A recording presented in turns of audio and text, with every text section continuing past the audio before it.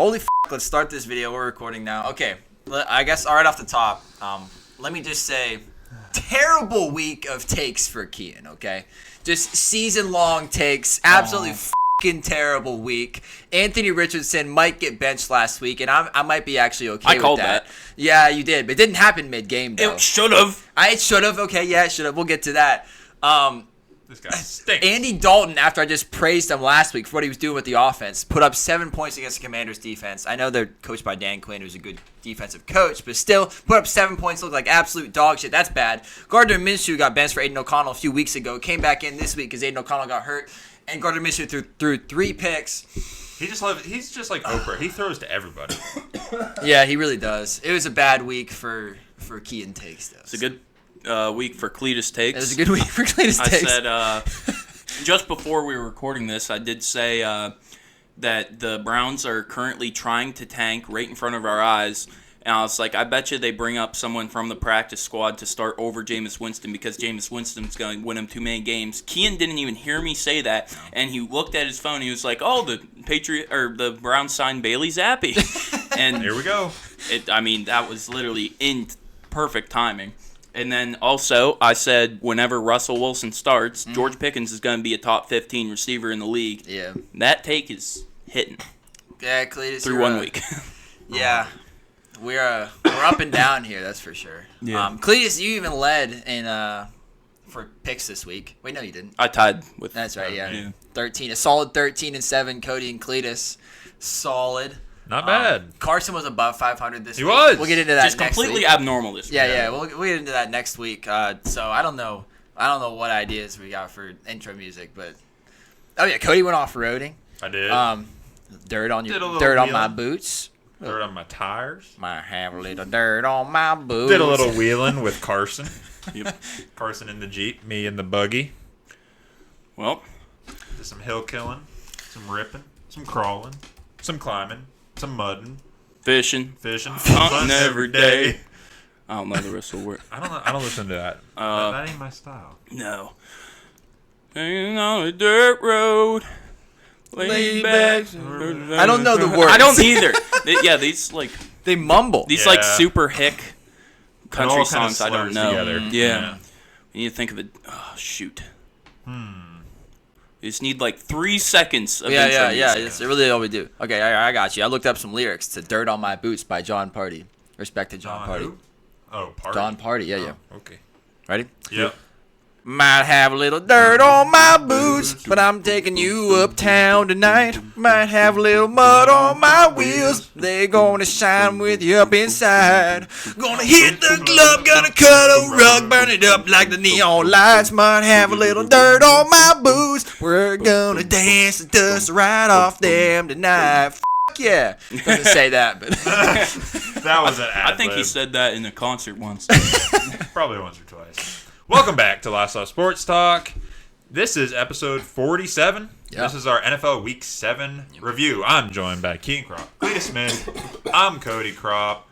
And yeah, like I just said, today's Week 7 review. We're going to get into glazing some folks with that Chris Collinsworth glaze with... Tom Brady did some glazing this week too, right out of Chris Collinsworth's playbook. He did. We'll get into that probably.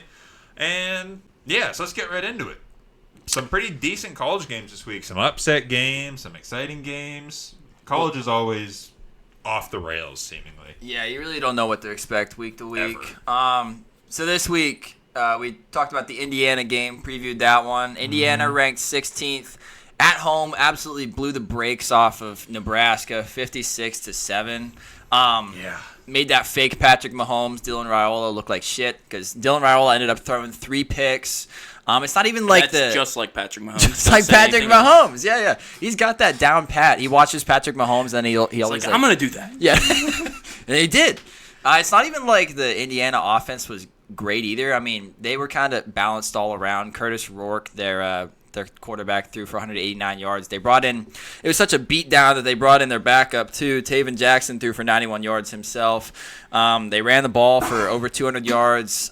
Just a very balanced team, very balanced win by this team. And Indiana's looking legit. I mean, I know that Nebraska, they weren't ranked to start out, but like they I mean, I guess they beat Colorado. They were 5-1 coming into this. Nebraska was looking like they had something with Dylan Raiola. They still do, like in the future, but Yeah, they he's a freshman. they made him piss his pants in this game, and it was never close. I'll tell you that, because this is what Indiana scored per quarter. First quarter, they only had 7. Second quarter, 21. Third quarter, 14.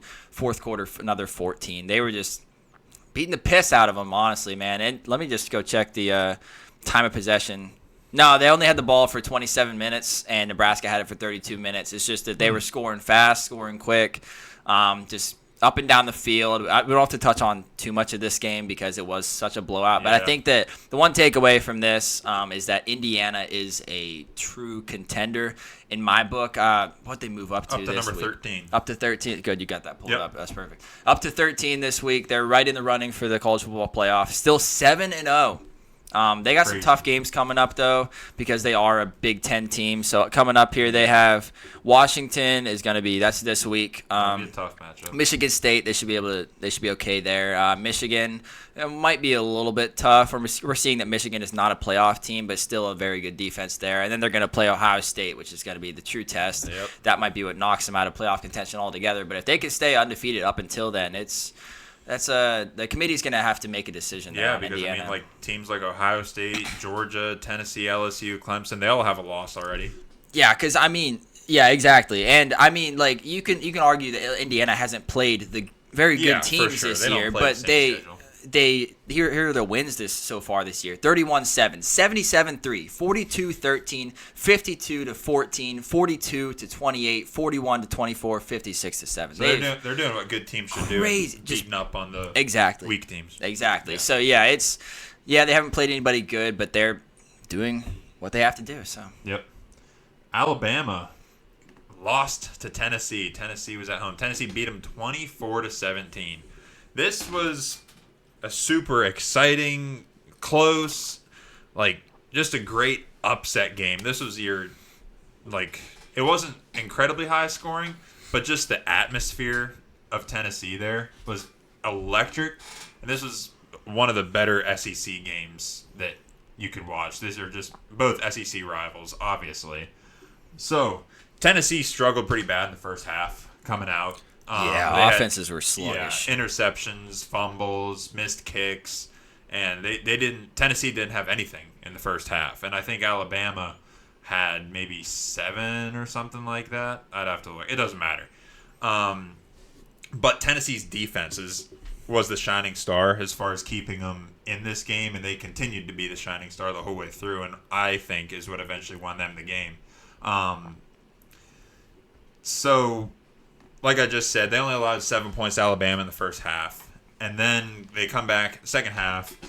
Dylan Sampson of Tennessee, the running back, they got him going, and he ended up scoring 2 touchdowns, and Tennessee then had the lead going into the fourth quarter, and then fourth quarter starts. Alabama quickly answered with a touchdown, and so they were keeping the game close. Tennessee keeps stopping Alabama, and then, like I just said, after Tennessee stopped them again, what was his name? Something Brazel. Brazel? From Alabama. Nope, sorry, Tennessee. I'll find it. No, I won't. Defensive player? No.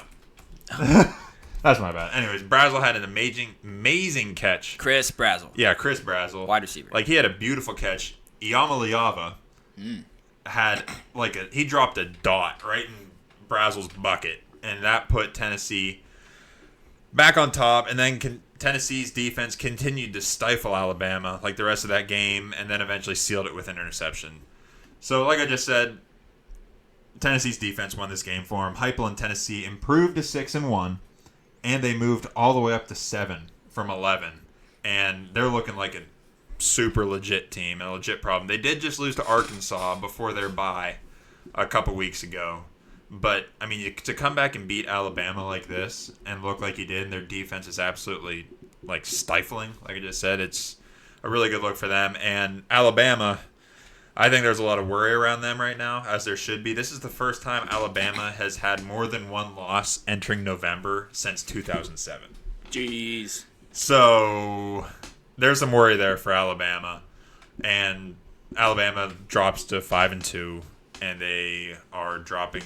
I think they dropped down to 15 from 7. So and they're like 8th in the SEC or something like that right now. And I think Tennessee's 4th or 5th.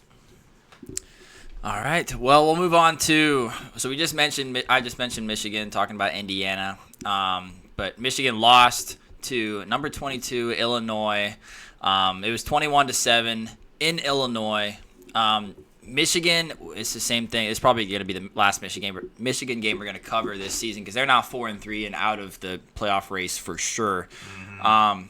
But Michigan just has not been able to figure out offense all year. You lose your offensive-minded head coach and Jim Harbaugh to the NFL. I'm not a fan of J.J. McCarthy or Blake Corum, but for college football players, just to have that continuity of having those two for multiple years together, like that is worth something. And then you lose both of those dudes, and then your offensive line, some of them go to the NFL as well, so like you're magically worse. Roman Wilson as well goes to the NFL, so now your number one receiver is a tight end, Colston Loveland, who is going to be a high draft pick, but he can only do so much because he doesn't have a quarterback throwing to him.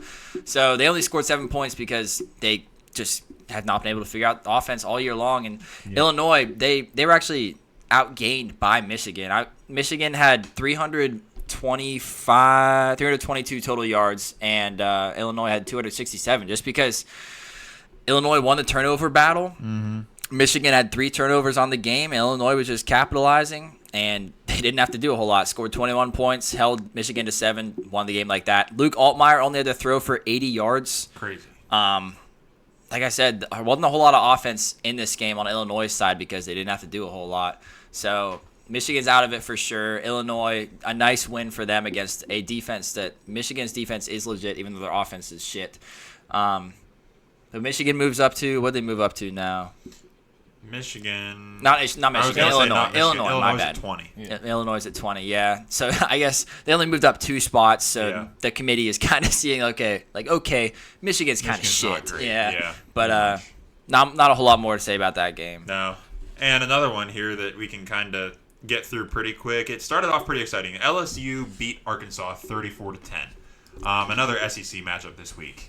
So Arkansas started out looking pretty good this week. The whole first half, they kept it close. Their defense was playing well, and they ended up keeping it within 16. So the score was 16-10 for over 2.5 quarters. Like, it was into almost the end of the third quarter, like 5 minutes left or something like that. Taylon Green, the quarterback for Arkansas, threw a pick, like on their own 3-yard line or something like that. So, and then obviously LSU quickly scored a touchdown. And then got a 2-point and basically didn't look back from that point. They just kept scoring, and Arkansas could not get anything going. They couldn't stop them. Ended up being 34-10, like I just said. So this is just more proving that to anyone watching, to us, that LSU is a real contender. Like this is probably LSU's most complete game they've played this year. Complete being offense was good, O-line very good. Defense obviously played super well. Special teams was good too. I mean, they're just all around complete package, complete game this week. I was going to look at some of LSU's stats, like relating to the O-line.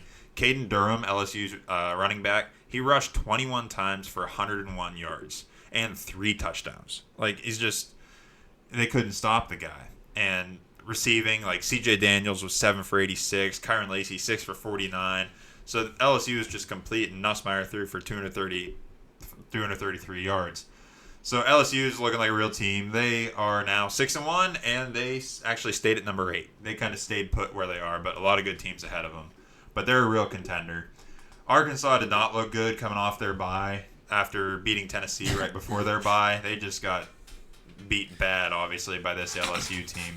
But now this is like, I don't know, Arkansas might be fake, or LSU's just very good, or some of both. Because LSU's proving week in, week out that they're a legit team. I think Arkansas is just very streaky, and you're not going to make it to, even though they extended the playoff to 12 teams, you're not going to be able to make it there unless you put together a really good team. A lot of good teams. And especially them being in the SEC, this is going to be tough. Yeah, for sure. All right, we'll talk about probably the game of the week. It was the game of the week going in, at least. This is where game day was.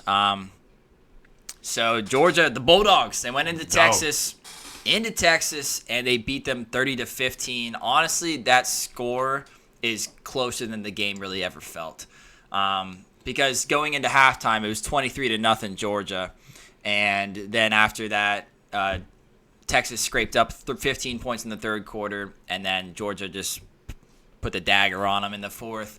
But I guess what happened is that it was the Georgia defense is really, really good. Like I've been talking about the Michigan defense is good, Penn State defense is obviously good, but Georgia defense looked elite in this game. They always are. I mean, all the NFL guys that come out of there. Yeah, they somehow reload. Exactly. Yeah, literally the whole defensive line of the Eagles is Georgia guys. Yeah. Most of the Eagles defense is Georgia guys. Yeah. I swear. But they just completely made them look like they were helpless out there. They had to bench Quinn Ewers before the first half was even over because I think he had, at that time, he had completed, he was 4 for 8 for 18 yards or something like that. And he was doing absolutely nothing.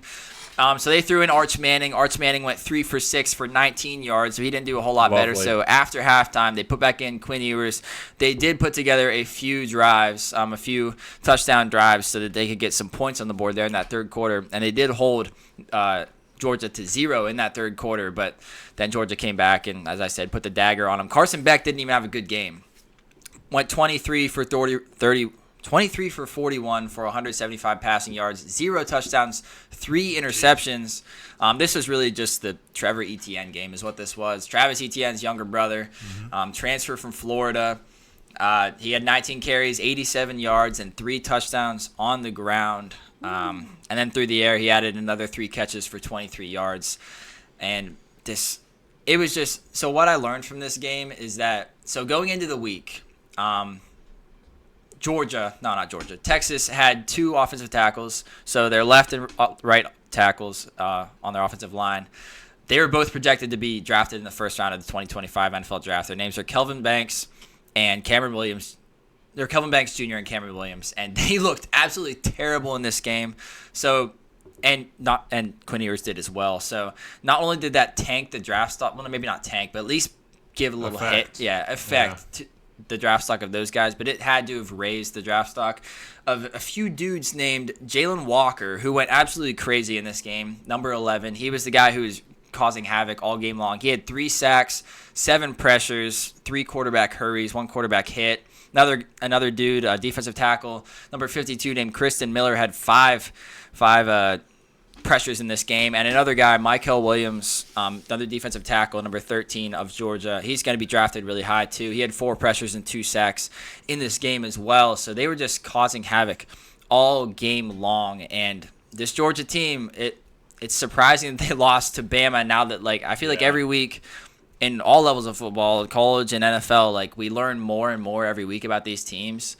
And it's surprising looking at it right now that Georgia lost to Alabama. Yeah, for sure. And it's just kind of crazy to see because now Georgia jumped up to 2? Georgia is now 2. Georgia hopped over Penn State. Bullshit. Texas dropped from 1 to 5. Oh. So right now it's Oregon, Georgia, Penn State, Ohio State, Texas. Then Miami, don't sleep on them. Miami, I know, don't sleep on Miami. Cam Ward is the front runner for Heisman, and it's, in my opinion, not close right now. The only teams up there that are undefeated are Oregon, 7-0. Yep. Penn State, 6-0. And Miami at number 6 is 7-0. Don't sleep on BYU or Iowa. BYU, I think Indiana, you mean Iowa State. Navy, State. Army. Iowa State is number 10. We'll be talking about an 7-0. Army game next episode. Vanderbilt's 25. Yeah, Hey, don't they sleep beat on Bama. them. They beat Bama. All right, that's it for college. Yeah, let's get into some NFL games this week. Pretty good week of NFL Yep. overall. We started out on Thursday Night Football on Prime. Yep. With the Broncos Saints, where Bo Nix had a masterclass. Yep. Didn't really show in the touchdown department, but man, was that guy running everywhere. Yeah. If you were watching their drives, he was rushing at least once a drive, and he was just they didn't spy him till the 4th quarter, and they paid for it because he had 75 rushing yards on 10 attempts.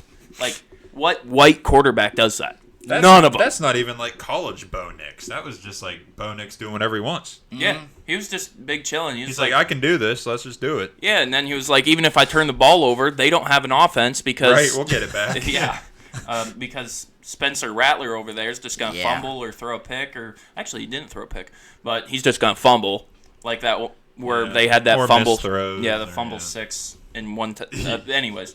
Yeah, Cody Barton. The Broncos in this game, they were doing whatever they wanted, really. Javonte Williams, he had 14 carries for 88. As soon as we said he was cooked. Yeah, as soon as That's what happens. And 2 touchdowns. Yeah. As soon as we say it, he just we just want to estimate. This was just a bad week for our picks. For receiving, it got spread around everywhere. Troy Franklin, Lucas Kroll, Javonte Williams, Vele's starting to finally come up with 1 catch and 20 yards. Bo Nix is dealing. Yeah, Cortland Sutton didn't get a target in this game. He was out there just running cardio. Yeah. There were a few other teams that did He's just stuff like that. running around. Yeah, Bo Nix, not even a touchdown to his name. But he played really well, even though he only threw 164 yards. He ran, and he was just doing everything he needed to. Yep. Only 10 incompletions on the day, so He's got some passes in there that are like, what the f*** is that? Yeah, he does. He's a rookie. But yeah, it's rookie mistakes against a pretty mature defense. Really mature, actually. Old defense, which is going to generally would pick a rookie quarterback apart, but he kept his cool for most plays. Yeah. So, and also the Broncos defense was just lighting up the Saints. Yeah, even though missing Surtain, Yeah, that didn't matter. Didn't need him. Nope. Because the Saints were also hurt. Yeah, true. Missing Saints are very hurt. their best wide receiver. The Saints side, Spencer Rattler, you're cooked. He just started, but you're done. 35 passing attempts for only 170 yards. That's embarrassing.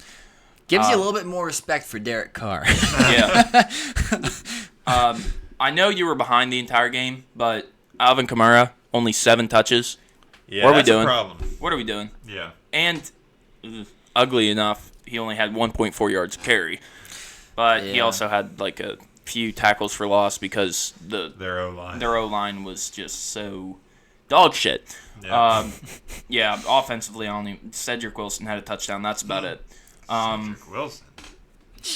Yeah, Miami? I thought he was on Miami. He's just big chilling on the Saints. No one knows about it because they got Bub Means out there. They got Kendre Miller. Oh, yeah. Second-year running back. They got a whole lot of who's, and that's why they got destroyed in this game. And then their Broncos defense, really good. They're looking elite, even without their best corner. Yeah. And this game was a blowout from before halftime. From get-go. Yeah. Yeah, Cody Barton, that was awesome. That return for a touchdown. Cody Barton had a great game. They're getting and this production that they're getting on defense is crazy because I guess their best players obviously Surtain, but their best guy in rushing the passer is their defensive tackle named Zach Allen, who is very good. But they got production from their linebackers are Jason Stranad. I don't even know how to say his name. Stranad, maybe. They got Quan Alexander, who the Steelers had last year. They're playing linebacker for him, too. Yeah. Jaquan McMillan, Nick Benito. These are guys you would never have heard of. Riley Moss, obviously, out there. Jonah Ellis, Jonathan Cooper, Baron Browning. These are guys. It's crazy what they're able to do with this defense. Yeah, Van Joseph, I want to say, is their defensive coordinator. He might get himself a better job. Vance Joseph. Vance. It's not all bad Saints players. You got yourself a hell of a wide receiver in MVS now. You do. So, you're right. MVS is there to save the day. Yeah, he's there to really drop the balls that Spencer Rattler's going to throw 10 yards over his head. Derek Carr, I forgot to put this on the doc, but Derek Carr is doing throwing drills right now. Hoping he's back for this week is what they're hoping. They probably are hoping. Doesn't matter. Saints will stay. Yeah. Next game in London. Having to waking up early on Sunday morning. Putting some tea. Patriots went against the Jags, where the Jags were at home. Wait, no. Patriots did not win against the Jags. Or Patriots went against the Jags. Okay. And the Jags were at home and proved it. No, they're at home. Well, they'll move there in a few years. Yeah, that's true. They can them. have The Patriots offensively looked like shit. Drake May actually looked good, but other than that, what's his dick? That wide receiver that they keep saying is the best. Demario Douglas? No. Jalen Polk. Jalen Polk. They keep saying he has the best hands in the league, and he had like 2 drops that were ugly. Yeah. Like, terrible looking. Their offensive line is struggling. But, yeah, the only real bright spot of this team right now is Drake May. Yeah. Drake May is the only highlight of this offense. It's a mess. Ramondre Stevenson, 2.6 yards a carry. Yeah. Drake May, 6 yards a carry. There we go. He's not supposed to be running. Yeah. Hunter Henry was the only bright spot for the receiving game. 92 yards, 8 receptions. Dog. Yeah, pretty good. Crazy. That he's your number 1 target. Yeah. Their defense also shit the bed against a terrible Jacksonville team. On to Jacksonville. Trevor Lawrence had himself a pretty all-right game. 15 for 20 passing. You can't be mad about that. He usually has terrible accuracy ratings, or he has these little flash games where you're like, oh, okay, maybe the Jags aren't too bad. This time he was riding the back of his running back. He was. Tank Bigsby. Animal. 26 carries, 118 yards, 2 touchdowns. Travis Etienne, you're cooked. What a dog Tank Bigsby is. Yeah. Brian Thomas Jr. also is his coming out game. He's gay for 5 receptions. For 5 receptions and 89 yards and a touchdown. He's proving. I mean, you say kind of his coming out game, but he's kind of been solid. But this was definitely one of the bigger games for him this year. He's been a solid rookie this year. Well, the main thing is Out of LSU. when he's on, Trevor Lawrence is off. So True. Yeah. That's true. Yeah, but the Jacksonville offense this game was just doing anything they wanted. 22 points in the second quarter. That's really all you need to know. Yeah. I mean, game was over there. Yeah, Patriots, they just couldn't keep up, and their offense is so bad. Yeah, it really is. They're not looking good. Yeah, they're kind of finally rounding into form. I think we said this last I week. hope this doesn't hurt This Drake is the May. true Patriots form. Yeah, I hope this doesn't hurt Drake May. They should trade him. Drake, should. man. If they care about him, they should trade him. Him as a person, as a player. Yeah. All right, well, we'll talk about a game that was also shit, but it was closer. The Dolphins went to Indianapolis in the Loud House, and they lost 10-16. But no mistake, the Colts did not play good either. As we said off the top of the show, Anthony Richardson went 10 for 24, 129 yards, 0 touchdowns, 0 picks. Also, okay, he did lose a fumble. I was going to say he didn't turn the ball over, but he did. Yeah. He ran for 56 yards on 14 carries. Still leading with his head. Still leading with his head. I guess the only positive you can take from Anthony Richardson in this game is that he didn't throw a pick, which is he loves doing so far. He does. So the positive for him is he did the bare minimum that was expected of him. Yeah. Yes. Like how Daniel Jones loves getting sacked. We'll get into that later. He still loves it. It's his favorite. That's his favorite. But Anthony Richardson, I'll dive into it a little bit what's further. up with this guy. I mean, he still is like very young, and I knew that he was going to be a project coming into the league. I just thought he would figure it out quicker than this. Turns out the NFL's hard. It's tough. Yeah, It's tough. These defenses are very smart. Anthony Richardson has not played enough football. This is like Anthony Richardson is like a 4-year project, and in the NFL, you don't have 4 years to prove something unless you're Daniel Jones for some reason. I don't know. But Or Trevor Lawrence. yeah, You have like 10 years to prove it. that's true. Yeah, but Anthony Richardson, he was always a project, as I said, and it's looking like if he doesn't produce next game, like if he doesn't show, project's an understatement. yeah, At this point, I mean, yes, project makes sense, but you got to think of it. And when you think of project, you're like, all right, this guy's got some stuff, which he does have some stuff. But this is like, all right, I'm gonna start my home renovation project. And so, what's my project look like so far? Oh, I don't even have a home to renovate. Yeah. I got the foundation. Yeah, that's about all I got. Yeah. I got a lot of work to do. He would have looked a lot worse if he wasn't playing against Tyler Huntley and Tim Boyle this week. But they basically outplayed him. But Yeah. it just wasn't good. He was missing wide open receivers. Basically the same thing we've seen all year. Wow. We want you to be good.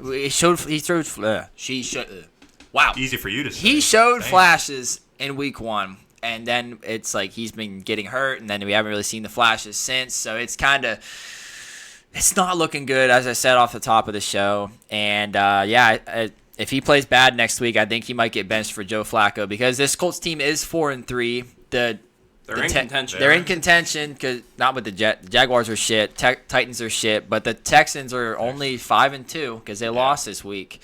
So if Joe Flacco has proven that he can move this offense better than Anthony Richardson has, and I will admit that. It's a given, though. Yeah, it's a given. Whenever you're going up against the GOAT, you're only going to look like shit. So I hope that Anthony Richardson could turn it around, but I honestly don't see it happening in 1 week because it's just it's sad. So that's my takeaway for the Colts. For the Jaguars side, Dolphins. Oh, shit. Yeah, I cannot talk today. For the Dolphins side, here's what I'm going to say. I'm not going to talk about the offense because it's going to change whenever Tua, hopefully, he's returning to practice this week with hopes of playing this upcoming week against the Cardinals. With no concussion helmet. With no Right. yeah. No guardian cap. No guardian cap because Personal people asked choice. him why. Yeah, He yeah. said, I sent the TikTok to him of them asking, so we heard that you're neglecting to wear the guardian cap. Why is that? He said, personal choice. And I said, well, he really just doesn't want to look like an idiot. Yeah. That's pretty much what he said. Doesn't want to look dumb. Pretty I much. mean, And they're useless if you look at the yeah, science of it. It's funny though. It's funny that like he seemed like pissed off that they even asked him. Oh, that. yeah. Yeah, like, dude, I'm a quarterback. Yeah. But he should be back, so hopefully he can turn around Tyreek Hill's season for my fantasy team, please. Because Tyreek Hill in this game, he had 2 targets, 1 catch, 8 yards, and Jalen Waddle had 2 targets, 1 catch, 11 yards. Jonnu Dogs. Smith, though, loves Jonnu Smith. Tyler Huntley and Tim Boyle do. 7 targets, 7 catches, 96 yards, and a touchdown. Jonnu Smith did look good. How though. about it? As a yak loves dig tight routes. end. Yeah, dig routes. Yeah, he loves those. But so we'll talk about the defense just real quick. If your best player on defense for the Dolphins week after week is 38-year-old Calais Campbell, that is a big problem. That's a problem. Why is he still in the league? I don't know, but he's been actually playing really well. He's been grading out in like the 90s according to PFF, which is like This is really his prime. good. He's his retiring prime, at 52. So. He's looked great. But I mean, Jalen Ramsey, he's getting older. He's still playing decently, not playing worth his contract. That's for sure. They're basically their whole team is just underperforming. They have a lot of just old guys on defense. Jordan Poyer is there. They signed him over the offseason. He hasn't been playing well. Kendall Fuller, their other corner opposite Jalen Ramsey, hasn't been playing well. Still, we're waiting on Chop Robinson to like make a difference in the pass rush game. It just hasn't been good. I completely forgot he existed. Yeah, Chop. Yeah, he just hasn't really done much this year. Jared Verse has been going off on the Rams. Jared Verse is so good. But Chop Robinson, we've yet to really see it yet. Defense is a problem, and they had this problem last year. So whenever they had Vic Fangio, then there was a falling out, and they fired him, and then can't even remember who they brought in. Doesn't even matter because it's not working. Because it's not Brian Flores. Yeah, it's not Brian Flores. I mean, yeah, you held the Colts to 16 points, but that was like more like Anthony Richardson held the Colts to 16 I was points. going to say, but you held Anthony Richardson to 16 points. So It's not the Joe Flacco Colts. yeah, and so this drops the Dolphins to 2-4. I wouldn't say they're out of it yet. 'cause Season's over. I don't know. In a tough division. I mean, it's they're not going to catch the Bills, but they could try to go for a wild card. I feel like they're only 4 losses. If Tua can come in and like come back into like immediate Enough to form, go on a run. I think they're in contention for a wild card spot against like the Bengals. yeah, that's possible. Probably. Bengals are now 3-4. Yeah, that'd be who they'd be against. Yeah, because I mean, Achane and Mostert looked good in this game. Yeah. And I'm not worried about Hill or Waddle. They'll be fine once they actually get a quarterback back. So I'm worried about the whole team.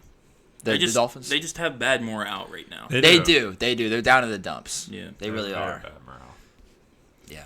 Moving on to the Buffalo Bills beating up on the Tennessee Titans. So the Bills started slow, which they kind of seem to do sometimes.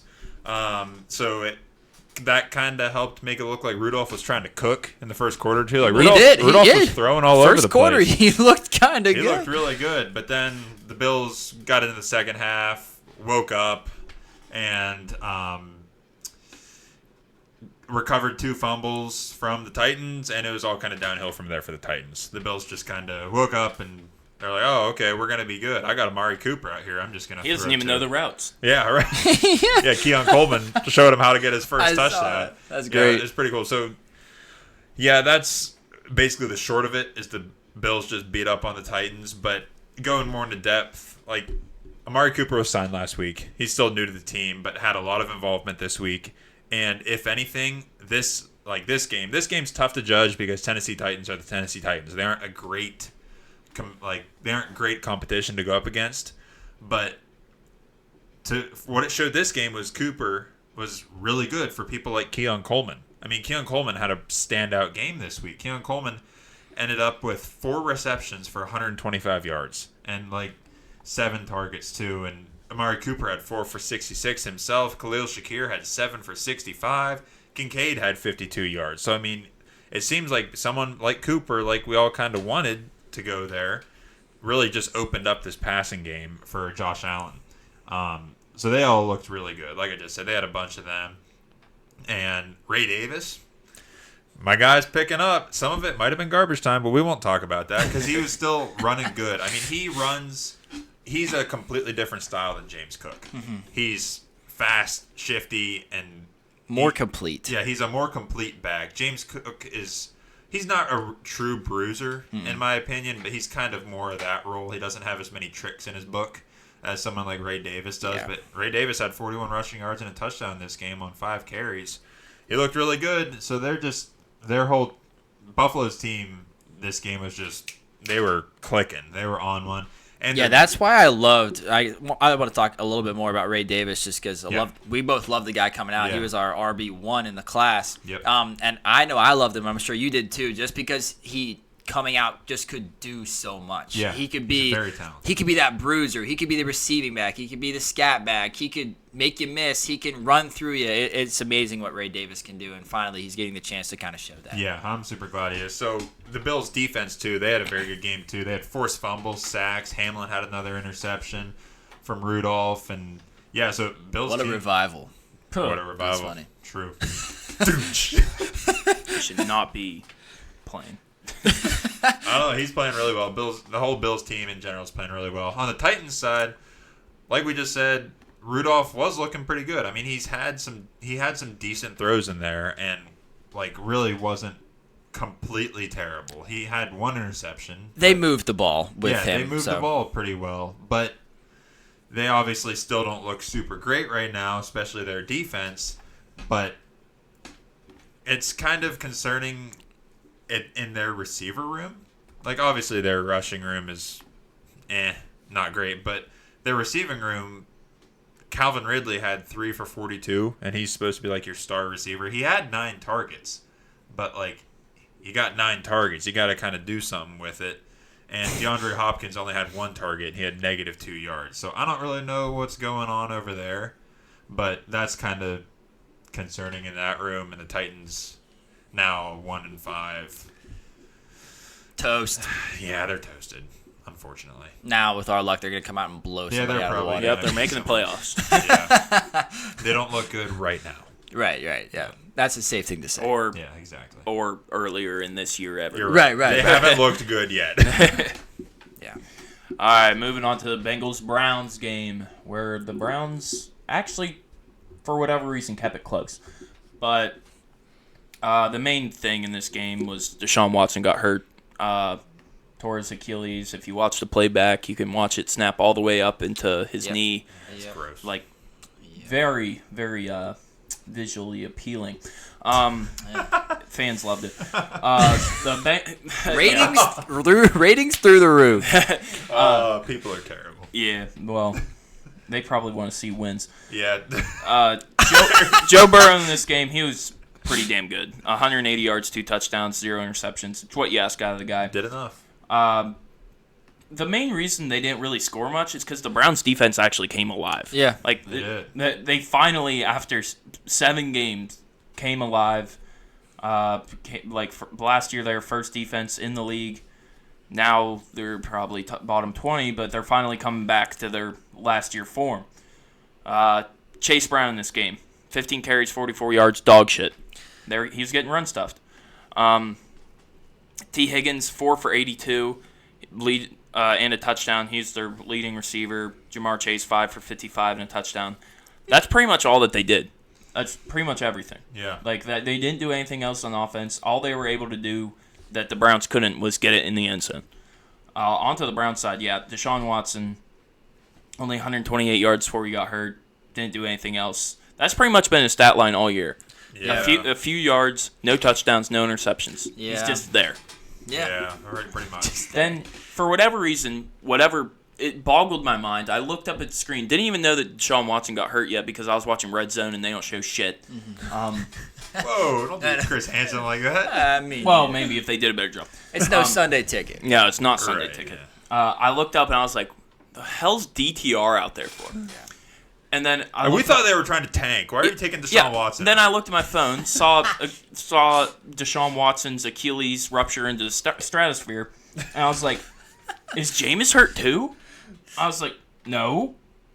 The hell is he in there for? Threw 2 picks, got hurt. Jameis came in, threw a touchdown because he's an animal. And like I said earlier this episode, I told you they were going to take someone off the practice squad and start them next week because they don't want to win. They want this first overall pick, and they're going to get it. They want Shadur. That would be the Browns thing to do. It would be the Browns thing to do because You know what I'm gonna do? Shadur Sanders is not going to be in the league in 4 years. You know what I'm going to do because they aren't starting Jameis? I'm going to stop watching Browns games. What about when they're against Steelers? That's watching a Steelers game. You're right. That is watching Oh, the that's Steelers different. game. You're right. I'm going to stop watching the Browns. That's okay. Because I've definitely watched them all year. I never watched them once. Neither have I. I'm pretty sure even with Sunday ticket, even 6 games going on, we would always neglect to It's like, have the Browns game. See We ya. have Yeah. to put it on. We don't Yeah, we don't put our eyes on it. No, it's definitely not. It's like, you know how you have a blind spot in your eye? Yeah. You perfectly put it right there. Yeah. pretty Turn your much. head just right. Yep. Blur that DTR out. actually had some good runs before he went out. He had 3 carries for 44 yards. That's what he can That's do. what he Yeah, does. it was their leading rusher because Nick Chubb only getting 2 yards a carry is not going to have it. But hey, he get Hey, touchdown. Nick Chubb's back. He though. did get a Touchdown. touchdown, Yeah. and that's all he's going to do. He's Yeah, good. He'll get back to Cedric form. Tillman, dog, 8 catches, 81 yards. David Njoku, he's just a check down monster, 10 yards, good. 76 yards. Yep. I just dropped him. Good job. Good job. He just scored a shit ton of, 25 fantasy points? That's good. Yeah. But yeah, this Browns offense, they're trying to lose. It's pretty obvious at this point. Don't look good. Yeah. The Bengals, honestly, I think should have lost this game. If Jameis started, wouldn't it surprise me if Be they a different lost? game, Yeah. Like, honestly, Bengals didn't look that good. No. But They're at 3 and 4. 3 they're- and 4. But they're against the Browns. So. Yep. Exactly. That helps. Yeah, and that pretty much has everything to do with this game. Yeah. Yep. Next. Moving on. Shit. Yeah. Texans, Packers. I hated watching this game. It pissed me off. I was rooting against the Packers so hard. Yeah, as you do. Yeah, Jordan Love. I just hate Jordan Love. Yeah. Right. Speaking of Jordan Love, terrible game by him. 3 touchdowns, 2 interceptions. Oh, but he's leading the league in touchdowns. Yeah, he's leading the league in picks too, and he Yes. missed 2 games. It's true. Yeah, he's ahead of AR now. Yeah, he's ahead of AR. Boom! AR. Yes! Yeah, it's so dumb. Josh Jacobs, he had a pretty good game. 6.3 yards carry, 76 yards. Romeo Dobbs caught a lot of balls, 94 yards. Wicks, touchdown. Tucker Kraft, touchdown. Josh Jacobs, receiving touchdown. They just got the points. And they finally found a kicker. They got Brandon McManus, and he can actually make kicks, unlike the last 5 kickers they've had. Yep. C.J. Stroud, what are you doing? What are you doing, buddy? Come on, Nico CJ. Collins isn't there, and who are you? Yeah. You know who you are? Forgets who You're he is. Will Levis. Oh No. You're Will Levis no. without I Nico don't think Collins. so. Don't say that. Don't say that. Don't say that. Oh, all right. Well, how about the stats? Nope. Stats. I don't see 10 it. for 21 for 86 yards, 0 touchdowns, 0 picks.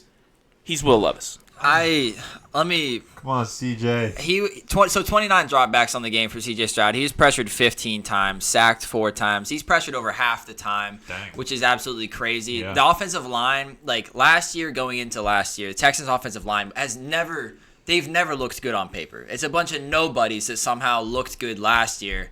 And then this year, it's kind of all like, oh yeah, forgot that we were shit. Last year, they were like frozen shit. So they were like, Right, it was yeah, like, yep. you couldn't really smell it because it was Yeah, it was- frozen. yeah, It it was was kinda frozen, just letting it simmer in there, Austin Powers style, until they really needed the shit. They took it Yeah. out the freezer this year, Yeah, they did. put it on the field. It smells, stinks really bad. Yeah, it's real but bad. like in comparison, like Jordan Love on the other side against a good. Oh, that's the wrong thing. Against a good against a good Texans pass rush, he had 37 dropbacks. He was only pressured 11 times. Danielle Hunter was having a pretty good game, though. He was, but like at the same time, you can only do so much. I mean, that's why we're seeing now that obviously C.J. Stroud struggled whenever Joe Mixon left. Joe Mixon has come back. They ran him 25 times in this game because 115 and 2 touchdowns. Because they were just getting at C.J. Stroud like mad. Like they had to somehow like take some pressure off of C.J. Stroud. So didn't work. No. Because Nico Collins isn't there, and he's Will Levis without him. I'm saying it now. If Nico Collins gets like a season-ending injury of some kind, I'm writing the Texans off. Doing it now. I'm saying it now. All right. But, yeah, this game pissed me off. I was really hoping that the Texans could win this just so that the Packers could, like, come back down to earth because they're not that good of a football team. They really aren't. People keep saying, like, oh, they're a top 5 team. No, the hell they aren't. Yeah, I like, don't know. No way in hell with Jordan Love throwing 2 picks a game. Every year, or every game, I mean, it's like I watch Jordan Love, and he has some passes that just like work for him that don't work for any other quarterback. Yeah. It's a Brett Favre thing. It's like some kind of lollipop pass that somehow his receiver catches because the defender's not turned around. It's like most other quarterbacks that would be picked. Finally, Patrick Mahomes is being picked on those this year. Yep. And Jordan Love should probably have more picks than what he has right now. He's got eight interceptions, which is crazy. But it should be like 13. Yeah, it is aggravating. I mean, they're winning though, so Dumb. So we'll move on to the next game. My Falcons. My Falcons at home got the balls beat off of them. There you go. Speed bag style. It was like. Oh no, that's bruising for sure. Against the Seahawks. Seahawks 34, Falcons 14. I guess I'll talk about the Falcons. I'll talk Seahawks first. They completely blew them out of the water.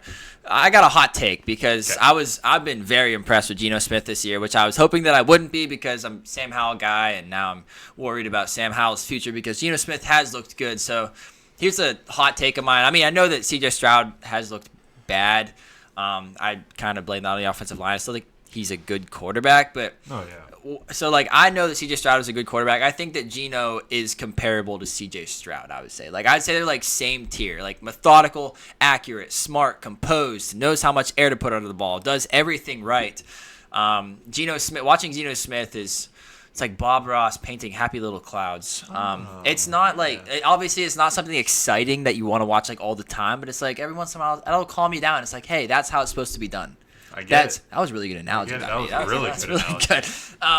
But Geno Smith has really impressed me this year. It didn't really show up on the stat sheet that much. 18 for 28, 207 yards through the air, and 2 touchdowns. But just if you watch the game, Geno Smith is a facilitator. He is a mastermind at the quarterback. Well, maybe not mastermind, but a step down below. He's good. He's good at football. He's a general. He's a general. That's a good word. General at the quarterback position. He looked good in this game, and he did everything he needed to on the offensive side of the ball to put up 34 points on the Falcons. And Kirk Cousins on the other side, he looked – they're like this is like the second or third game this year that Kirk Cousins has just looked like scared and off and like cannot complete a simple pass to save his life. Yeah. Yep. He didn't look good in this game. I do think he's going to bounce back. I mean, they had been riding on a hot streak. I think they won 3 games in a row. Seahawks had lost 3 games in a row. Seahawks were bound to get pissed off and win one of these. Yeah, and it just happened here. Yep. Next week, I mean, Falcons have no time to be all sad and pissed. Be all sad because next week they go to Tampa Bay to play a divisional matchup against the Buccaneers. So far, Falcons are 3-0 in the division, and Buccaneers. They beat the Buccaneers last time, so they're gonna have to try to beat them again if they want to make playoffs. Basically like a for sure shot. But I do want to say one positive thing about the Falcons because I love watching Bijan Robinson each week. I know that maybe he doesn't always put up the stats because he's always there with Tyler Algier, who is another great running back, best backfield in the NFL in my opinion. But Bijan Robinson, if you just watch him, he breaks tackles easier than anybody else in the NFL. He does things no one else guys fall off of him, and I don't understand. It doesn't affect his balance at all. I know that there's a lot of good tackle breakers out there. Debo breaks tackles, and Ken Walker breaks tackles, and Saquon Barkley. But they all kind of have to shake and shimmy, and they're affected by it. If you just watch Bijan Robinson highlights, it literally looks like he's covered in butter. It does. He doesn't move whenever they touch him, and I don't understand how it happens. But Bijan is great. Kirk Cousins, I think, will bounce back. This offense, they were due for a bad game, Steelers style, due for a shit game, and it happened here at home. Sucks that it happened at home, but yeah, I'm not too worried about the Falcons. Good bounce back win for the Seahawks, though. Now I don't know what to make of them. Me neither. They're hard to judge. Yeah, week to week, you don't know what you're gonna get. Yep. Lions, Vikings. Lions beat them 31-29 in an incredible NFC North matchup. Probably game of the week as far as excitement goes. Game of the year of the week. Yes. 100%. Yeah, so this game, it was pretty much greatness all around. I mean, great defense, great offense, mostly great offense. But just everyone was it was just an incredible back and forth game. After the Lions' first quarter. The Lions started slow in the first quarter. They only got 1 first down in the first quarter, and that was at the very end of it. But after that, Lions got hot, and they started going back and forth. Lions scored 21 points in the second quarter and held Minnesota to none. And then they were all scoring in the second half. So pretty much great games by almost everyone in this game. Detroit side, Goff, really good game. 280 yards. 2 touchdowns, 0 interceptions. Jahmyr Gibbs, RB1, for sure. 15 carries, 116 yards, and 2 touchdowns. I mean, he's unbelievable to watch. He's just a different speed than everyone else out there. He's an incredible player. We got Amon-Ra. Amon-Ra's back to being very reliable and always there and catching all kinds of passes. 8 for 112 and a touchdown. I mean, he seemed like he was everywhere whenever Goff needed it. David Montgomery had still a solid game, 9 carries for 31. He got some pretty crucial runs when they needed it for little short yardage gainers. Brian Branch had a pick. He had a pretty good game, and Detroit's defense, I think they ended up with 4 sacks on the day total. Brian Branch is now that obviously Aiden Hutchinson was the heart of this defense. Now it's Brian Branch. It's Brian Branch. Yep, 100%. He's carrying that defense. And even Jake Bates, their kicker. Hell yeah, baby. He had that clutch kick at the end and did his dance, man. He's just a cool story. I think they talked to him after the game, and it's just super cool. So a whole lot of greatness on the Lions side, and then even over to Minnesota side, a whole lot of greatness on that side. Darnold ended up with 259 yards and 1 touchdown. Aaron Jones was running crazy, 14 for 93 and a touchdown. Justin Jefferson, 7 for 81 and a touchdown. They were and their rookie kicker, Reichard. He was clutch all day too, making all the kicks they needed. And obviously Minnesota's defense. They're always incredible under Flores. Yeah, they're always so good, seemingly everywhere. They ended up with 4 sacks on the day too against Detroit. So it was just a great game all around. But Lions pulled out the W with their great last drive. Oh, nice. Voice crack. Great last drive with some clutch plays thrown in there, clutch conversions, and then ended it with a Bates field goal near the end of the game. And that was that. Yeah, definitely game of the year so far. Super exciting to watch. And yeah, it's hard to beat in that NFC North. NFC North is tough. It's a tough division this year. Best division in football. Right now, yeah. For sure. Yeah, it really is. Cletus, the Eagles and the Giants? The Eagles and the Giants. It's just shit. Yeah, shit it everywhere. was such a shitty game. Eagles beat the Giants 28-3. It was just Saquon all day. Saquon Barkley. Oh, revenge game, baby. Yep. He was like, I'm pissed that you guys kept me here for 5 whole goddamn years, and now I'm back to whoop your ass. Yeah. Or was it 6 years? Did he get franchise tag too? Yeah, so he wasn't the first. Oh, he was a first round. Yeah, He was the Yeah, it first would be round. 6 years. 6 years, probably. He's like, you guys are complete dicks. Yep. Ruined my whole career. I Now think I'm they gonna ruin burned your his whole jersey before the game too. Yeah, they're assholes. Yeah, I mean, we knew this would happen. Saquon, career game, Yeah. 176 yards and a touchdown off of just 17 carries. Yeah. Dog. Jalen Hurts, he's not very good. 114 yards and a touchdown. No picks, though. That's unusual That's a for him. plus, yeah. Yeah. But, yeah, it's all Saquon all the game. Yeah. And then the Giants side, they scored 3 points. What do you think they did? Nothing. Daniel Jones, 99 yards. That right there is a C.J. Stroud stat line. Or a... Hey, this week. Or Will Levis. Yeah, stat. Okay. Yeah. Well, it's the same person. This game was out of hand the entire time. Yeah. A.J. Brown had a good game. 5 for 89 and a touchdown. I mean, A.J. Brown's the heart and soul of that passing game. A.J. Brown basically had all Jalen Hurts' yards. Yeah. Pretty much. Yeah, 89 and a touchdown. Yeah. He was everything. Well, Saquon also had 2 catches for 11. Okay, Go figure. so, more for Saquon. Yeah. Yeah. Let him eat. Yeah, Giants suck. Eagles own them. Yep. Well, Saquon owns them. Saquon owns them. Yeah, and there's nothing else really to it. Kenny Pickett missed a pass. I mean, well, if we really want to go down into the nitty gritty. Daniel Jones was benched. Yeah, Drew Lock threw 3 for 8 for 6 yards. Yeah, that was over 3 drives too. So after the game, Brian Dable's like, "Yeah, Daniel Jones is our starter."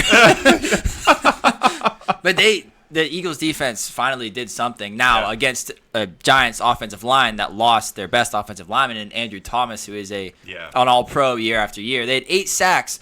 Jalen Carter had 2. Nakobe Dean had 2. Jalex Hunt, Nolan Smith, Josh Sweat, Bryce Huff all had 1. Dang. So it was That's pretty good. a whooping. Yeah, a whooping. Yeah. That's that. Yeah, that's really all you really have to say. I don't have anything Giants else to say. weren't good like anywhere on offense. Go figure. So. We'll talk about another team that was absolutely terrible on offense. The Raiders went into the Rams in SoFi, and the Rams beat them 20-15. The Raiders are not good on offense, as we said. Aiden O'Connell, he got hurt. He's going to be out multiple weeks. He's actually going to be placed on IR with a fractured thumb. It happened mid-game at just that throwing motion, hit it off some other guy's hand and must have just. I didn't really see it. I don't know if it bent it backwards. I didn't look that closely, but so then the Raiders this week they signed Desmond Ridder, baby, off the Cardinals practice squad. He's back. Raiders are going to go undefeated the rest of the season. No, I'm just kidding. Desmond Ridder does not give me any hope at all. But Gardner Minshew also did not provide any hope either. He went 15 for 34, 154 yards, 0 touchdowns, 3 interceptions. It wasn't good. No. It wasn't good, that's for sure. So that leads me to my Raiders takeaway for this game. The offense, just kidding. No, the team is Brock Bowers. That's it. Yeah. It's Brock Bowers. That's all it's been. Yeah, it really is. That's at the end of the game. I was watching the very end, watching it to the very end, and it was just throw it to Brock. That's it. He got 14 targets in this game. He went 10 for 93. No touchdowns because obviously the Raiders team didn't want to score touchdowns in this game. Yeah, they stink.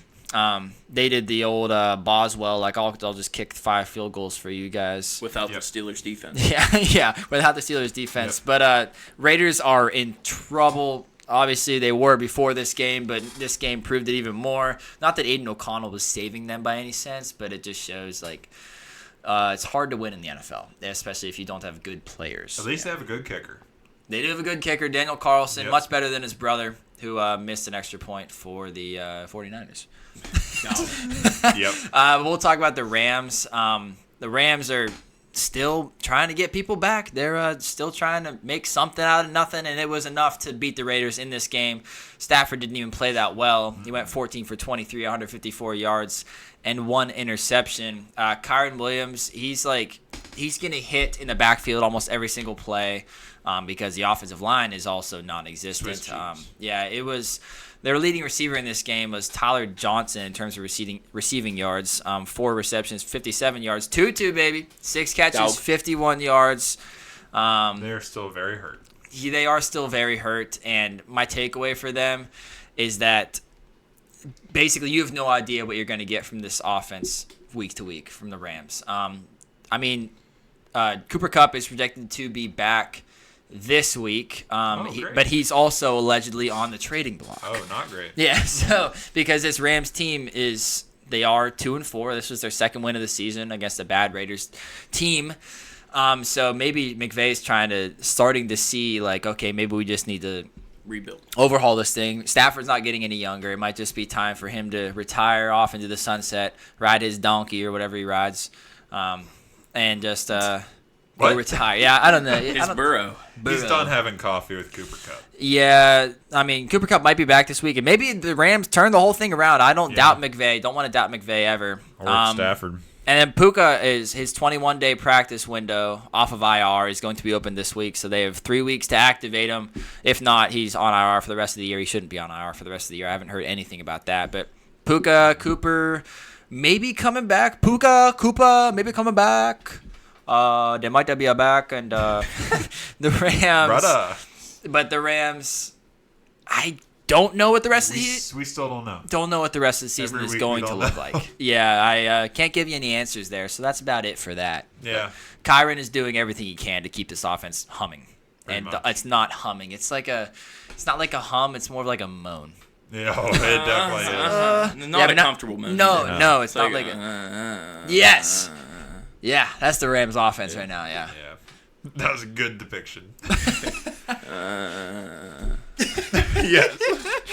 All right, Commanders shellacked the Panthers in an absolute masterclass of how to beat the brakes off someone. Yep. And that was even without their starting quarterback for the most of the game. Jaden Daniels left early with a rib injury, I think like first quarter, and right now he's considered week to week. But Hawaiian Jaden Daniels came in. you're right. It doesn't even matter. Marcus Mariota, he came in and just absolutely cooked him. Like it didn't even matter. It didn't even have any. There you Easy go. for me to say. Yep. He didn't even need to do anything crazy, but he did. I mean, he was running all over the place, making good passes, getting into his pass catchers, and just that was about it. Commanders' defense was playing good too. Obviously, they had 2 interceptions in the first quarter alone, and one was a pick six.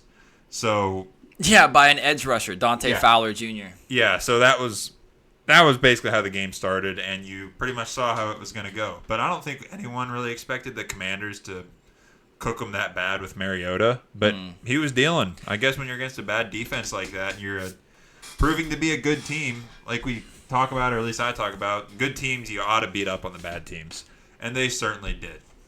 Mariota was slinging it around, and got to mention our boy, Ben Sinnott, tight end. He got his first touchdown this year. Also his first catch. It was the same, obviously. Same play, catch. yeah. Same play. He was dealing, though, to McLaurin. De'Ami Brown was catching a lot. Zach Ertz, they had that connection going well. And Commanders continue to roll. They're just rolling right now. And we'll see what happens with Jaden Daniels, because obviously that'll be a big piece whenever you're not against the Panthers. Because the Panthers stink. And that's about all I have to say about them. The only shining spot on that team was Hubbard had a pretty good game, and he still proves that he can make some good plays here and there. But when you're on that team with that O-line, it don't mean shit. Yeah, it's hard to be good. So that's about it on that. And Chuba Hubbard was the one that had the touchdown for the Panthers. And yeah, they stink right now. They continue to stink. Andy Dalton's not that good. The whole team's not that good.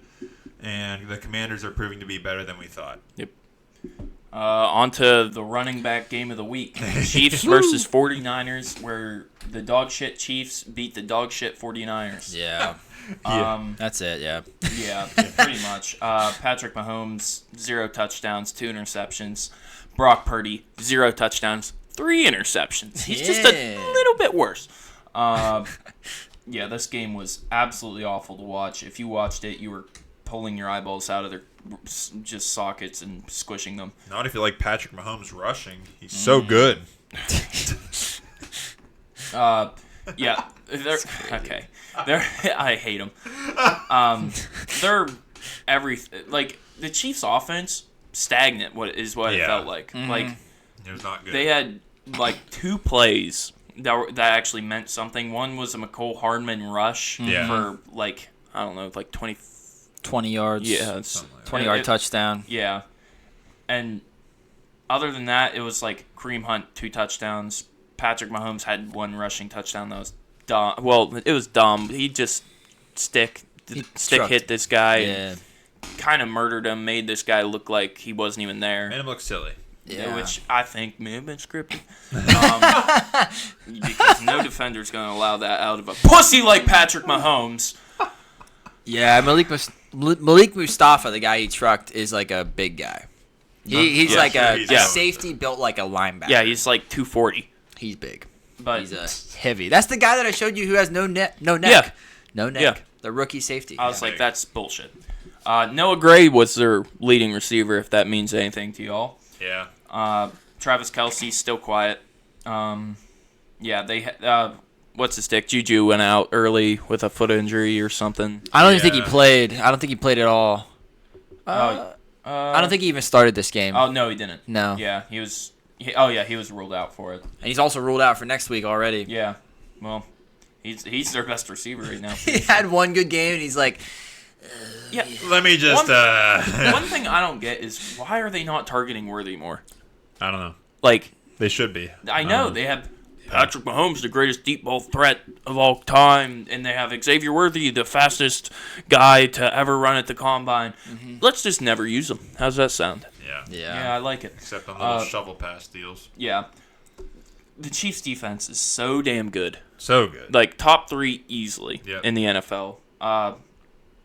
Spags is probably the best defensive coordinator in the NFL right now, right up there with Brian Flores. Brian Flores might have it by a little bit because they have a bit more skill on their side, but yeah, this Chiefs defense is what carries them every single week. Yep. Their offense is so dog shit because their quarterback can't do shit. He throws picks. Yeah, so does Brock Purdy. Yeah. Kind of reminds me of something from Brock Purdy. Brock Purdy, 212 yards, 3 picks. Yeah, it's tough. I mean, he had both of his receivers go down with injuries. One was really bad. Brandon Aiyuk, he's done for the year. Torn ACL and MCL. Mm-hmm. Debo, he was hospitalized with pneumonia. He was released now. He's okay, so now he's good, released, but who knows when he's going to come back. Yeah, I don't know. Pneumonia affects the lungs, which affects your stamina, which means that you probably shouldn't play. Yeah. Because whenever you're tired, that's when you get hurt, in case you don't know. Yeah. Also, 49ers, George Kittle, day-to-day with a foot sprain. He had a pretty decent game. Let's just get rid of all of our weapons. I mean, we don't need them, so... I still don't know when CMC is going to be back. Yeah, I don't think he'll come back for the rest of the season, if I was a betting man. Unless they make a run. Yeah. He'd probably be back. I mean, the division is still wide open right now. The Seahawks are in front at 4-3. Yeah. The 49ers are 3-4. I think that's why the Rams are still like trying to push to play because they might win this goddamn. Actually, I'm hoping the Cardinals do, but this team, Jordan Mason, 14 carries for 58 yards. That's okay. Yeah. I mean. He just didn't have a good game, though. Yeah. Like, if you watched it, it didn't seem like it was anything good. No. George Kittle, 6 catches for 92 yards. He has some electric catches. Yeah, he had a few good catches, but that makes sense because Everyone the Chiefs give up, like, the 3rd most yards to tight ends. So Interesting. Yeah, they don't guard tight ends very well. But other than that, they got killed. Like, this score is way closer than it was. Simply because the Chiefs' defense can't really score points. So, but yeah, the 49ers were just getting killed. It was kind of like that Week 1 game with the Patriots, how the defense just compresses you. Until you're like, you can't move at all. Yep. Yeah. Terrible game. I hated it. I wanted to pull my eyes out. Chiefs are undefeated, though. Yeah. Shoot me.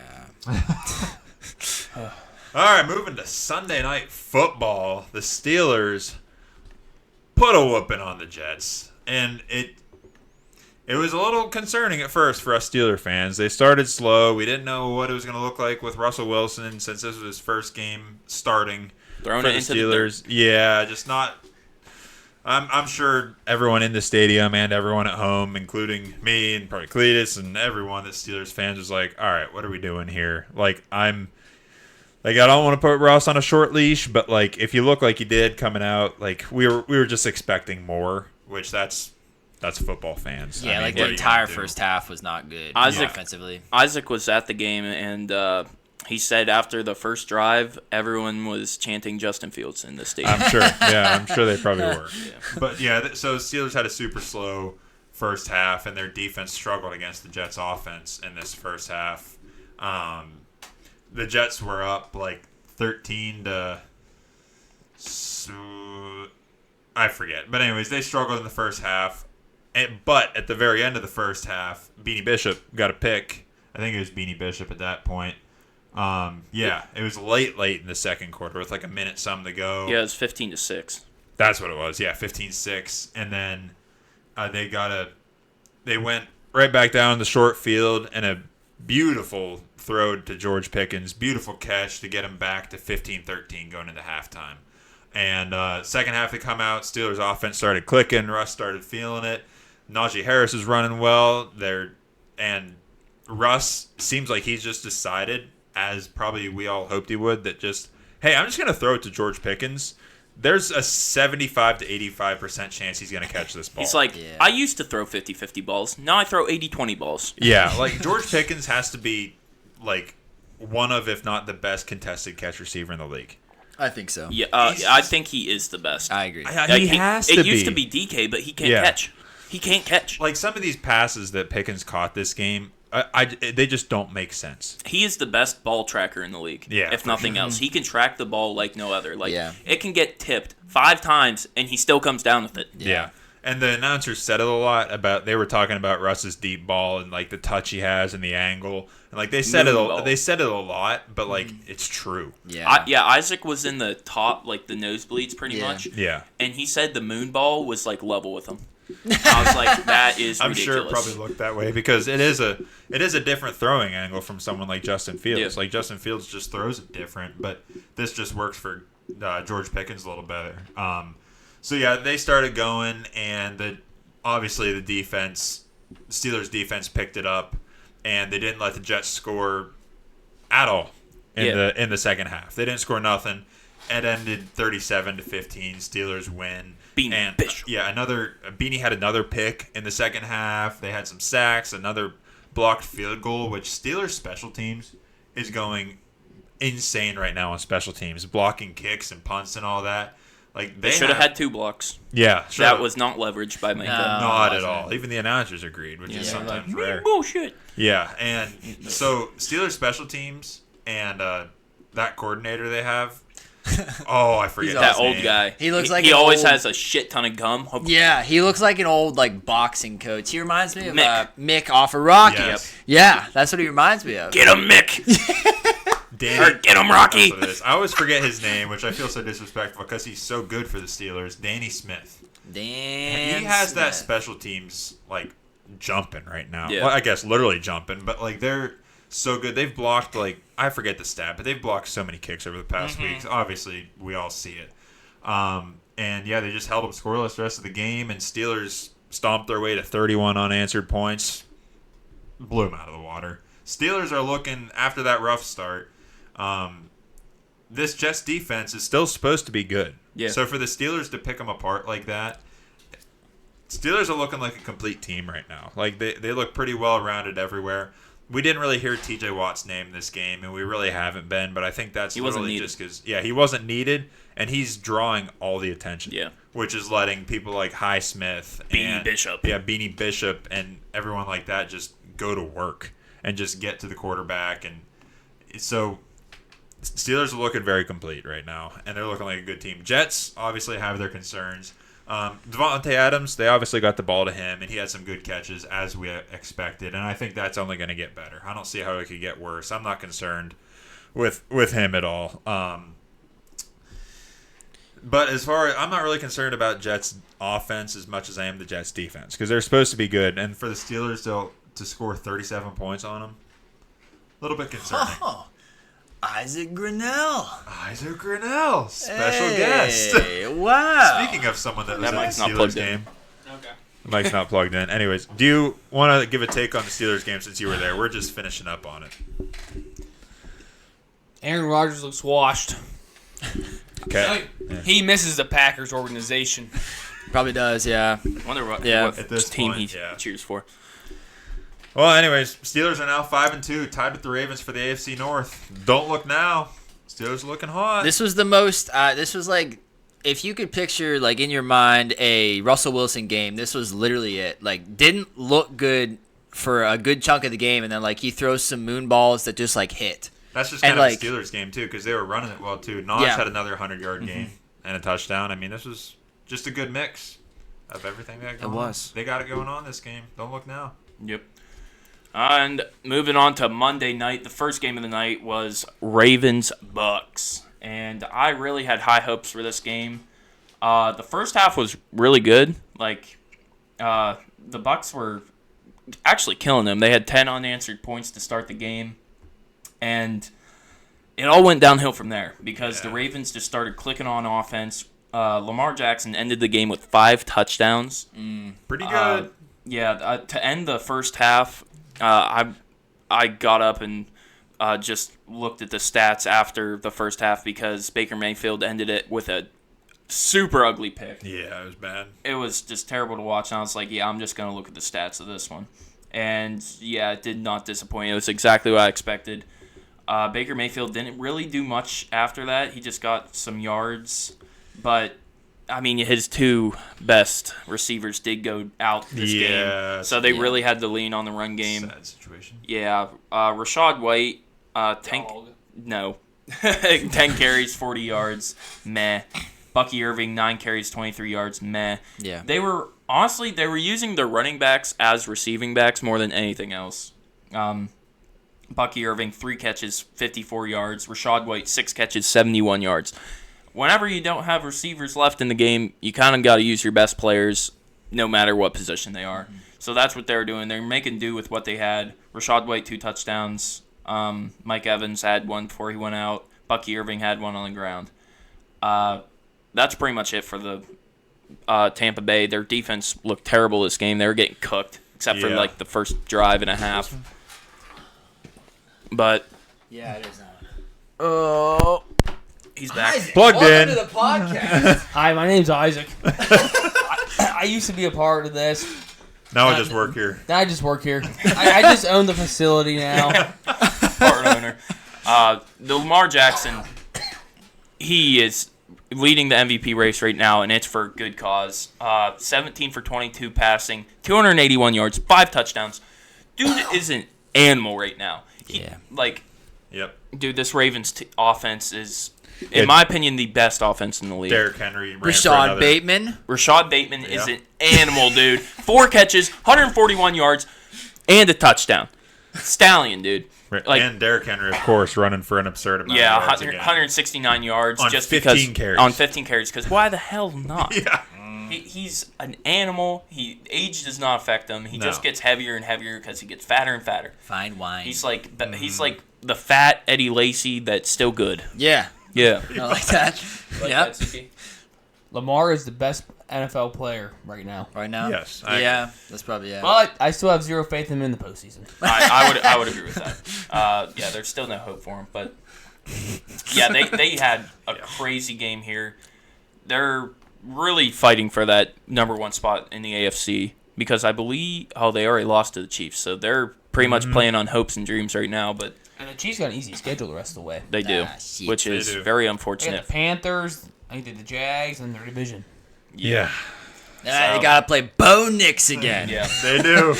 Look out. yeah. This is just a very high scoring game, but whenever your 2 best receivers get injured, what do you expect to Yeah, happen? it's tough. Yeah. All right, we'll talk about the last game of the week. Monday Night Football Round 2. For some reason, they keep doing this. Pisses off Cletus. But the Chargers, this is probably just about a dream game for Jim Harbaugh because they, I don't know. It seems like he would be a guy who would love to win with field goals. They didn't win with field goals, though. They lost to the Cardinals in Arizona. It was 17-15. He let Herbert pass this game. He did. Herbert went 27 for 39, 349 yards, no touchdowns, no picks. But didn't work. As I said, they only scored field goals. Tried to do the Chris Boswell thing. Dicker was swinging that dick around. He's so good. Yeah, he's good. He's Cameron very Dicker is so consistent. good. Very Yeah. consistent. He hit a long of 59 yards in this game. Tied the franchise Yeah, record. tied the It franchise had a record. few more yards on it, too. Oh, Yeah. it did, yeah. Dicker. He He's might have good. swung They that should've with the just third leg. stepped them back a little bit to go for an NFL record. Yeah. Yeah. Honestly. Why don't they do that, honestly? They it could. gives them more time. You can, yeah. They should just whenever your game's out of hand and you have your backups Well, this in, is the first go half, for please. NFL records. You should. No, I mean I'm just talking in general. Like Say you're losing by 20-some points with a few minutes left. Let's go for a record. So the Browns are going to be playing for records the rest of the year. Yes. First overall pick in records. That's what they're going for. Cletus, I guess you guys have ESPN Plus. That's why I took this game. But you probably watched it, Yeah, didn't we you? watched it. No, then Cletus, you talk about your Cardinals. I didn't want to. I took it. It was pretty much just Kyler Murray trying to put the team on his back as best he could, and he did. He had yet again, he had a super long rushing touchdown. I think this one was like 49. 44. Yeah, it was long. It was. He just does everything he can with this terrible offensive line. He has to scramble every single play. Hey, you got to give Connor some credit. Yeah, James Conner's so good. 19 carries, 101 yards, and then through the air, 2 receptions, 51 yards. Yeah, It's so good. It's pretty much just a running back and a short running back that throws the ball really well. Yeah. I It's don't like understand why they don't get Harrison more involved. Oh, I don't know. There was a couple slants. They just said, like, I don't know. If you watch I the don't know game, either. it seems like he moves at a leisurely pace. That's what he looked like Yeah. coming out of college. We Yeah. talked about that, Yeah. scouting him, and that's why we had Malik Neighbors as our number one, is because Marvin Harrison wasn't really good at yards after catch. He's as not much as gonna someone cut. like Malik Neighbors, and he's not going to cut as fast or anything He like has that. no so release. Yeah, Neighbors is a better all-around receiver. Harrison is a vertical threat who's very good at what he does. very good. He's just like a stop and go kind of guy. Like he could do a dig route. He could do like simple stuff like that. But like if you want him to do like an out route or like he's not going to be as good at that. What stuff. they need is a slot guy to go next to him. Like George. Yes. Christian. Hey, Christian Kirk would actually be a pretty good yin and yang. They're in the race. They're 3-4. 49ers are 3-4, Hey. and Seahawks are 4-3. I picked the Cardinals to win that division before the season did. started. They You did. all thought I was an idiot. Well, the 49ers were Looking supposed to be good. These teams all suck. It's because the 49ers are all in the hospital. Yeah. Well, I That's figured they also were going to true. be there. One Yeah. of them actually is in the hospital for sickness. Pneumonia. But yeah, the Cardinals, I really like the way they played against this supposedly amazing defense. Honestly, if they play like this next week against whoever the hell they play, it's not going to be as good of a defense, and they're going to put up a lot more points. So I have confidence in them. They play the Dolphins. Yeah, so they should be fine. Yeah. I'm not going to lie. I was sweating last night. Really? Yeah, against Cody and Dynasty. Oh. I tried to pull it off because Herbert, Harrison, and Evans didn't do anything. I wasn't watching. I just knew I was going to lose. It was. I don't beat like by 5 points because those guys. Herbert didn't have any touchdowns. Evans had 1 catch, which was a touchdown, and Harrison had like 5 points. My team stinks too.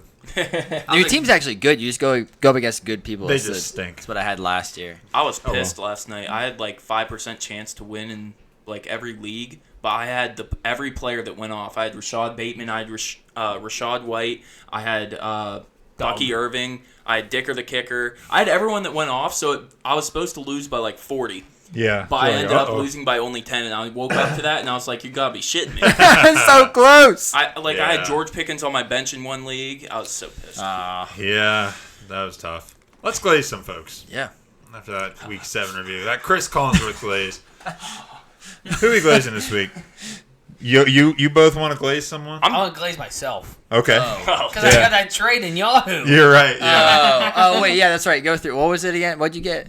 Russell Wilson and Slayton for Justin Fields and Mooney. That's right, yeah. I mean, My trade in Yahoo was better. the one, the CMC one? No. No. In Yahoo, it was I got Before Rashad, this week. Yeah, Yeah. this was like on Wednesday. I got Rashad White and No, you traded away Rashad. no, I got Oh, you did. I You got did. Rashad White and Geno Smith, Yeah. and I traded away Travis Etienne, who probably lost his job, and Brandon Aiyuk, who's done for the year. We didn't glaze. We killed it. We should glaze each other. But I do have someone to glaze. Yeah. It's got to be Beanie Bishop. We'll probably never glaze him again because this is by far going to be his best game in his career, what I would think. But dude played his ass off. He had a tackle did. for loss, 6 tackles, 2 interceptions. He made Aaron Rodgers look like he should be in a retirement home. Yeah, 2 picks off Aaron Rodgers. I mean, one of the picks Pretty was good. because of Rodgers. The other one was just on Garrett Wilson. It was Garrett Wilson tipping it up and Beanie Bishop just being there at the Right right place. time. Yeah, But being around the ball. hey, Gotta that's do it. part of the defense. Yep.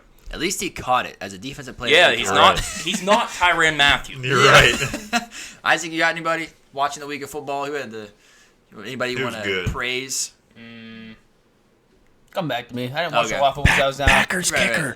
Oh yeah, McManus. Yeah, Brandon I was so McManus. happy. I was watching the game on my phone. I was like, Lord, please, can We someone need it. can kick this ball? We need it. Hey, Cody. Yeah, I mean, it's been needed. And then Anders Carlson went and he had to kick for the 49ers this week. He missed an extra point. Yep. I saw that. That's his On specialty. cue. That's the most on-brand thing. No. Watch this. We will fix him. Yeah. Green Bay. They get him like, well, we can't fix this guy. Well, Wishy. can't do it. I was gonna glaze Saquon Barkley. Yeah, right. I was gonna But say. like I've already done Saquon Barkley, and he knows I already love him. Everyone knows I does, already yeah. love him. This is like Chris Collinsworth glazing Patrick Mahomes. We already know he loves him. Mahomes. So I'm gonna go ahead. I'm gonna glaze my rookie guy, Bo Nix. Yeah. Played a good game, dominant game, rushing all over the place. He just had a super solid game overall, and he was looking really good. Yeah, it wasn't very good at passing, but he was. No, but to lead his team to a dominant win. Did we had to? Yeah. Yeah, I'm gonna glaze a guy who not only had a good game this week, but just kind of all season, Yeah. gone under the radar because he's on the fucking Jaguars.